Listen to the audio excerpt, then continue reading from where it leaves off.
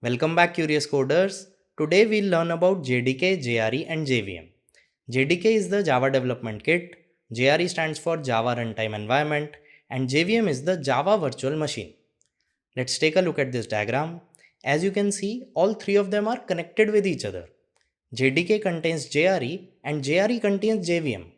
So you can think of them as three different layers. Each layer adds their own functionality and keeps building on top of the other. So that's exactly what I am also going to do in this video.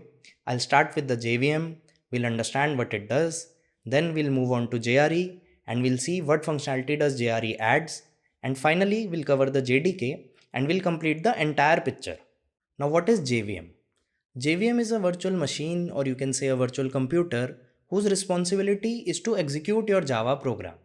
When you write a Java program, its code is saved inside a .java file. This is called the source code. However, JVM does not understand the source code directly. That's why we need to compile our code first. Now what's compilation? Compilation means converting our source code into something which the JVM will understand. So that's why we convert all our .java files into .class files. Inside these .class files, we have something called the bytecode. This bytecode is the code which the JVM finally understands. Alright, now so far we have not done any execution, we have only compiled our code. Now the JVM will do the execution. It understands the bytecode and it will further convert it into a machine readable code. Now what's a machine readable code? This is something which the CPU understands. So basically we had a source code, it was converted into bytecode, then JVM understands the bytecode and further converts it into a machine readable code which the CPU understands. Okay. So when I say that JVM is the one responsible for executing our Java program, what I mean is that it is the one responsible for converting the bytecode into a set of instructions which the CPU can understand, and then CPU actually executes your program. Okay, so let's run a real Java code and let's see what's happening behind the scene. So I have created a small Java program, and as you can see, all this code is being saved inside this main.java file. Okay, all this is the source code and it is saved inside a .java file. Right, now let's see how we can compile this code. For that I'll write a command javac space main.java. Okay, so what does it do? Basically I'm invoking the compiler that I have a .java file and I want to compile this file. Okay, so this javac is actually the compiler, and now when I press enter, you will see that a corresponding .class file has been created. Okay, so as I told you, the .java file gets converted into .class file, and inside this file we will have the actual bytecode. Okay, so let me show it to you. I'll just open this class cat main.class, and here you can see that we have some code which obviously we don't understand, but the JVM understands this code. Okay, now it will use this bytecode and it will actually run the program. Okay, so let me show you that as well. For that I'll write a command java space main. Okay, so when I write java, here I mean that basically I'm invoking the JVM, that we have this main.class file, it contains the bytecode, now you have to execute it. Okay, so if I'll just press enter, now the program has been executed. Okay, so this is how it works. When we actually run it using IntelliJ, it runs directly and we don't know the steps behind it. Okay, but in reality there are two steps. First we do the compilation like I did over here.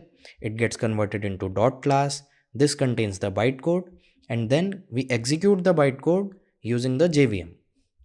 Alright, now one question that comes to my mind is that why do we even have this intermediate step? Why can't we directly convert the source code into the machine code? So actually bytecode plays a very important role. Bytecode is the one that makes Java platform independent. Let me explain. Suppose we have three different platforms. One has Windows, one has Linux, and one has Mac OS.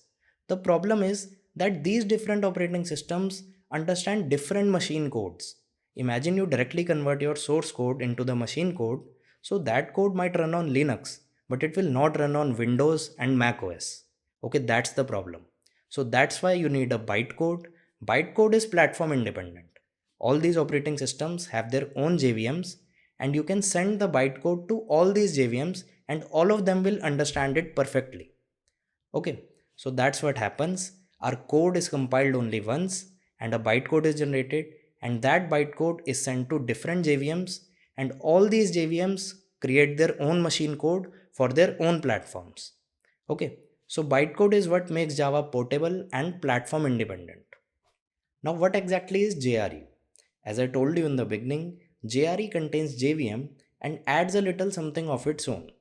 So you can think of JRE as JRE is equal to JVM plus Java standard libraries. Now the JVM can execute the bytecode, but executing your program is not just enough. Your program also needs access to thousands of pre-written classes and libraries, and that's exactly what the JRE provides.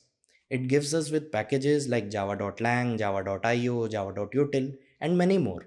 These packages provide us some functionalities, some pre-written functionalities which your program can directly use. Okay, so let's see a few examples. So actually, if you look at this small piece of code, you will observe that even here as well, there are a lot of things which are being provided to us by the JRE. Let me show you. First, we have this system class. This class belongs to this java.lang package. Okay, this package we get from JRE. Similarly, we have this println. Println is actually a method inside this class printstream, and this class printstream belongs to the java.io package. Again, we get it from JRE. Similarly, we have this string args. So string also we get from the java.lang package. Okay, so there are a lot of pre-written functionalities which we use on a daily basis, and all of these we get from the JRE. Okay, let's say I create a list of integer, list is equal to new array list. Okay, now I have created an array list. You will see that this list and the array list, both of them belongs to the java.util package. Okay, again these are pre-written classes which were provided to us by the JRE. Alright, finally let's talk about JDK.